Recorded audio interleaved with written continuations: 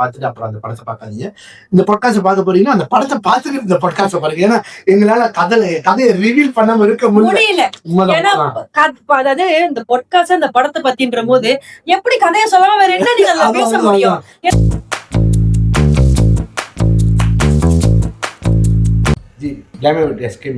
ரொம்ப நாளா பாட்காஸ்ட் செய்யலாம்னு பிளான் பண்ணி இப்பதான் நம்மளுக்கு அந்த டைம் அமைஞ்சிருக்கு. ஸோ பாட்காஸ்ட் ஆரம்பிச்சிட்டோம். சரி ஆரம்பிச்சிட்டோம். என்னத்தை பத்தி பேசணும்? எதை பத்தி பேசலாம் ஜி? என்ன போய் ஒரு படம் பார்க்க சொன்னீங்க. ஓகே, நானும் அந்த படத்தை பார்த்துட்டேன். நீங்களும் பார்த்துட்டீங்க தானே?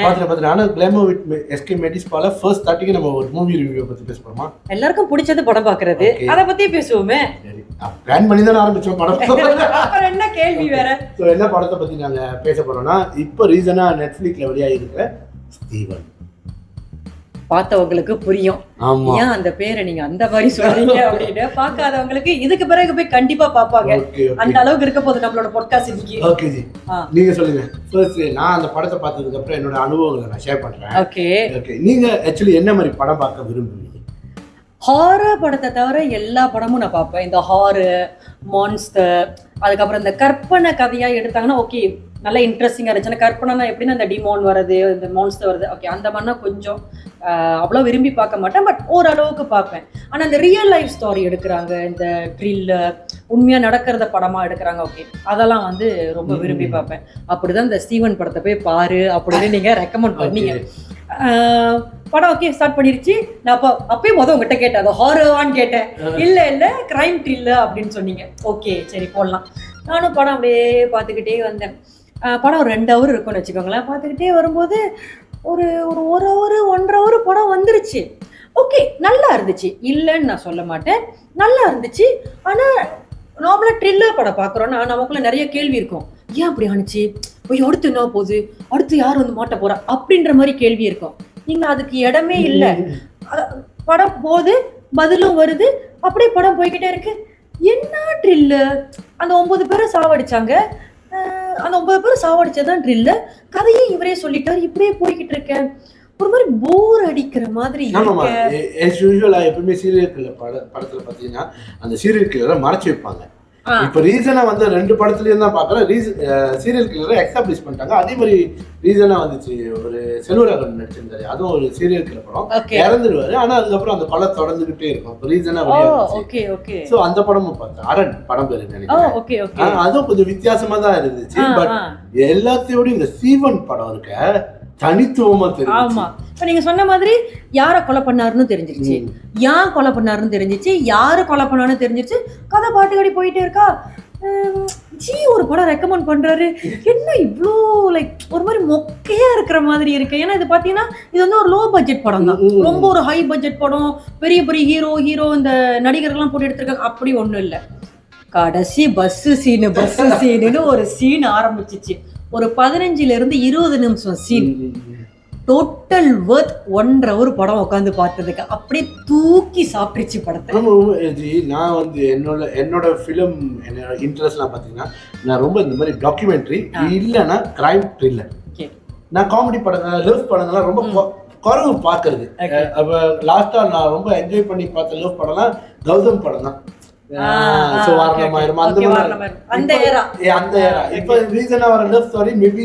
நம்மளோட ஏராவோட பாக்கலையா என்னன்னு தெரியல. அதனால எனக்கு பார்க்க பிடிக்கலன்றதோட அந்த படம் நல்லா இருக்கு. பட் என்னால உட்காந்து அதை ரசிச்சு பார்க்கணும்னா முடியல.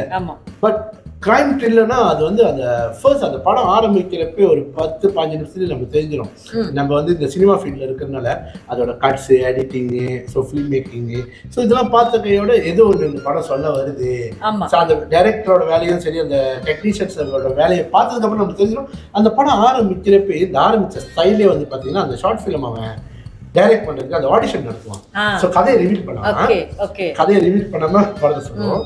அந்த சீனை பார்த்தீங்கன்னா அந்த ஆரம்பிக்கிற சீன் பார்த்தீங்கன்னா ரொம்ப பேசிக்கா இருக்கும். இப்போ வந்து டைரக்டா சில விஷயங்களை காட்டுவாங்க. இந்த படத்துல பார்த்துருந்தீங்கன்னா மாற்றான் படத்துல சூர்யா ஒரு கட்டத்துல வந்து கோவமாகி அந்த டேபிள் உடைப்பாங்க. உடைச்சதுக்கு அப்புறம் பாத்தீங்கன்னா கீழே தட்டு விழுந்து சுத்திக்கிட்டே இருக்கும்.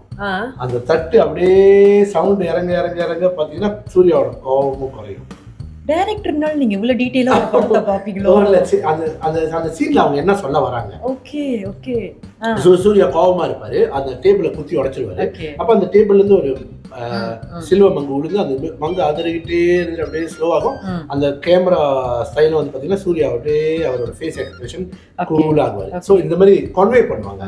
சில ஆப்ஜெக்ட்ஸை வச்சு கேரக்டரோட விஜுவலை வந்து கன்வே பண்ணுவாங்க சில டைரக்டர். அந்த மாதிரி பாத்தீங்கன்னா இந்த கேமரா ஆடிஷன் அந்த ஒரு நபர் அது அது அது வந்து வெறும் ஒரு ஆடிஷன் தான். ஆனா அந்த ஆடிஷன்ல அந்த சீனுக்கு பின்னாடி பேக்ரவுண்ட் மியூசிக்லாம் பாத்தீங்கன்னா ஒரு மாதிரி அந்த நம்மள வந்து அந்த படத்துக்குள்ள கூட்டிட்டு போயிட்டே இருக்கும். ஆமா ஆமா. அதாவது இப்ப நம்ம சொன்ன மாதிரி அந்த 1.5 hour படம் வந்து என்ன இப்படியே போகுது, நல்லா இல்ல, போர் அடிக்குது அப்படின்ற ஒரு கன்க்ளூஷனுக்கு வர வைக்கல. என்னமோ இருக்குது, என்னமோ நடந்து இருக்குது, ஆனா அடுத்தது என்ன அப்படின்ற எக்ஸ்பெக்டேஷன் கொடுக்கல. ஆனா என்னமோ இருக்கு பாப்போம் அப்படின்ற மாதிரி இருந்துச்சு. அந்த அப்பா அம்மாவோட டிரான்ஸ்ஃபர்மேஷன் கூட சொன்ன கதை வேற, அப்புறம் நமக்கு உண்மை கதை வேற. அந்த சொன்ன கதை கூட இப்ப நீங்க சொன்னீங்களா நம்ம வேற ஏரால இருக்கோம், இப்ப வேற ஏரா கதை ஓடுதுன்னு. சோ இப்ப இந்த வயசு நமக்கு அந்த கேட்டகரி மாற மாற படத்தை வேற மாதிரி பார்க்க ஆரம்பிக்கிறோம்ல. எனக்கு அந்த படம் பார்க்கும்போது ஒரு ஆளு சம்பாதிக்க ஆரம்பிச்சிட்டா இப்படி மாறிடுவாங்களா, இப்படி எல்லாம் ஆயிருவாங்களா, கதை இப்ப நம்ம கொஞ்சம் கொஞ்சம் கொடுப்போம். அப்பதான் நான் போய் பாக்கணும்னு சொன்னோம். அப்புறம் இன்னொரு கட்டம் வந்து லைக் நம்மளும் வந்து அந்த ஸ்டீவன், அதாவது நான் பார்க்கும் போது அந்த ஸ்டீவன் கேரக்டர் ஆயிட்டேன். எப்படின்னா அந்த சின்ன வயசு ஸ்டீவன் கேரக்டர் பாவமா இருக்கும்.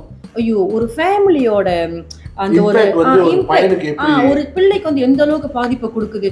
அப்ப அவன் பண்றது இப்ப சரின்னு சொல்றதா தப்புன்னு சொல்றதா, இது யாரு மேல தப்பு சொல்றது, நம்ம அப்படி அந்த மாதிரி மூழ்கிடுவோம். நான் சொன்னல அந்த கடைசி கட்டம் தான் உன் கூட சேர்ந்து அந்த போலீஸ் கூட சேர்ந்து சீமா கூடயே சேர்ந்து நானும் இப்படி நினைச்சேன்னு, ஆனா நீ கடைசியில இப்படி இருக்கீங்க. ஆனா ஒரு வகையில இந்த டைரக்டர் அந்த படத்தோட ஆஃப் கட்டத்துல இந்த படத்தோட கதையை சொல்லிடுவோம். ஓகே, எப்படி சொல்லுவானா, இது வந்து நான் படத்தை பார்த்து லாஸ்ட் மினிட்ல தான் அதை நான் உணர்ந்தேன். ஆரம்பத்துல பாத்தீங்கன்னா அந்த போலீஸும் அந்த சைக்காட்ரியும் பேசிட்டு வந்து ஓகே ஆப்ஷன் வைப்பாங்க. நான் ஏ வைக்கிறேன், நான் பி வைக்கிறேன். அவன் ஏ சொன்னானா பொய் சொல்றான், பி சொன்னானா உண்மை சொல்றான். ஆனா அங்க போய் சிச்சுவேஷனே டோட்டலா சியா மாதிரி நிக்க பாருங்க. அதேதான் இந்த படத்தோட கதை. ஆக்சுவலி ஃபர்ஸ்ட் ஹாஃபோட பிரேக்லயே வந்து இந்த படத்தோட முழு கதையை டைரக்டர் பண்ணிட்டாங்க. அதை நம்ம கேட்ச் பண்ணல. சோ இந்த மாதிரி இந்த படத்தை எனக்கு தெரிஞ்சு நான் இன்னும் 2-3 வாட்டி பார்ப்பேன். சில ஹிடன் டீடைல்ஸ் அந்த மாதிரி நம்ம டெக்னீஷியனா ஒர்க் பண்றப்பதான் அந்த ஹிடன் டீடைல்ஸ் அந்த டைரக்டர் மறைமுகமா என்ன சொல்ல வந்திருக்காரு. ஒரு பேசிக்கா படம் பார்க்குற நாலேஜ்ல அந்த படம் பார்த்தீங்கன்னா பெரிய பெரிய டெக்னீஷியன்ஸ் இல்ல, பெரிய பெரிய லைட்ஸ் ஒர்க் இல்ல, பெரிய பெரிய நடிகர்கள் கூட இல்ல, ரொம்ப குறைவான பட்ஜெட்ல அவங்களால அந்த எக்யூப்மெண்ட்ஸ் வச்சு மேக்ஸிமம் என்ன கட்டணும். எடிட்டிங் கட்ஸ்லாம் இருந்துச்சு. நார்மல் பெரிய பெரிய படங்களோட இந்த எடிட்டிங் கட்ஸ் எடிட்டரா என்னால புரிஞ்சுக்க முடியுது. நல்லாவே கட் பண்ணிருப்பாங்க. நான் கட்லாம் பாத்தீங்கன்னா எங்கேயோ கதையை கொண்டு போய் அழகா கொண்டு போய் கடைசி அந்த இன்வெஸ்டிகேஷன் எல்லாம் சேர்ப்பாங்க. அது வந்து இப்ப வந்து நிறைய இங்கிலீஷ் படங்கள்ல அந்த மாதிரி தான் காட்டுறாங்க. பட் நான் ரொம்ப மலையாள படங்கள்ல நிறைய அந்த மாதிரி பாத்துருக்கேன். நம்ம தமிழ் படம்ல ரொம்ப குறைவா இருக்கு இந்த மாதிரி சீன்ஸ். ஒரு வருத்தம் இருக்கும். மேபி உங்களுக்கு நான் சொல்றது வந்து டெக்னிக்கலா புரியலனாலும் சில படங்கள் ஏன் நம்மளுக்கு பிடிக்கும்னு தெரியாது. அது உண்மை, அது சொல்ல தெரியாது. இப்ப என்னெல்லாம் கேட்டீங்கன்னா அந்த இந்த படம் பிடிச்சிருக்கு, ஏன் பிடிச்சிருக்குன்னா எனக்கு அது டெக்னிக்கலி சொல்ல தெரியாது. சீன் நல்லா இருந்துச்சு, ஒவ்வொரு சீனையும் அவன் கனெக்ட் பண்ண விதம் நல்லா இருந்துச்சு. இப்ப நீங்க சொன்னீங்க தெரியுமா அந்த மாற்றான் படத்துல அந்த தட்டு அந்த டேபிள் உடைக்கிறது, என்னால வந்து சில படத்துல அந்த அந்த விஷுவல்ல கனெக்ட் பண்ண முடியும். இதுதான் சொல்ல வராங்க, அதுதான் சொல்ல வராங்க. சோ எல்லாருனாலயும் அது அவங்களால புரிஞ்சிக்க முடியாது. அது எப்படி ஆயிடும். இப்ப பாருங்க, தளபதி படத்தை நீங்க எடுத்துக்கிட்டீங்கன்னா உங்களால தளபதி படத்தை பிடிக்காதுன்னு சொல்ல முடியாது. பிடிச்சிருக்குன்றது வேற, பிடிக்கலன்னு சொல்ல முடியாது. அதுவும் மணிரத்னமோட ஃபிலிம் மேக்கிங், ஃப்ரேமிங், சோ இது எல்லாமே வந்து அந்த படத்துக்கு அதுவும் நம்ம கிங் இளையராஜா இருப்பாங்க. சோ எல்லாமே பில்லரா இருக்கிறப்ப அந்த படத்தை பிடிச்சிருக்கும். ஆனா நம்மளுக்கு தெரியாது ஏன் பிடிச்சிருக்கு. அது ஒரு கதை ஒரு மாதிரி ஸ்லோ பேசிக்கான ரஜினி படத்துல இருக்காது. அது வந்து டெம்ப்ளேட் மாறி போயிருக்கும். மணிரத்னம் ஹேண்டில் பண்ணிருப்பாங்க. ரொம்ப நாள் கழிச்சு ஹெச்டி ராகவேந்திரா கூட தலைவருக்கு வந்து அது தோல்வி படமா தான் அமைஞ்சிச்சு. ஏன்னா அவரோட பாட்டுல இருந்து அவருக்கு மாறி அதை செஞ்சனால. சோ அப்படி பாத்துக்கிட்டீங்கன்னா இந்த படத்துல வந்து ரொம்ப மாறி இருப்பாரு. ஆனா வந்து அது வந்து ஒரு ஆக்ஷன் மூவி. ஆமா ஆனா அதுல எல்லாமே இருக்கும். ஆமா சண்டை இருக்கும், இந்த கொலை பண்றது சண்டை இருக்கும், லவ் இருக்கும், அம்மா பாசம் இருக்கும். அப்புறம் இந்த பானுப்பிரியா பானுப்பிரியா ஒரு கல்யாணம் பண்ணுவாரு. அங்க வந்து அங்க ஒரு தனியான ஒரு பாசம். சோ அந்த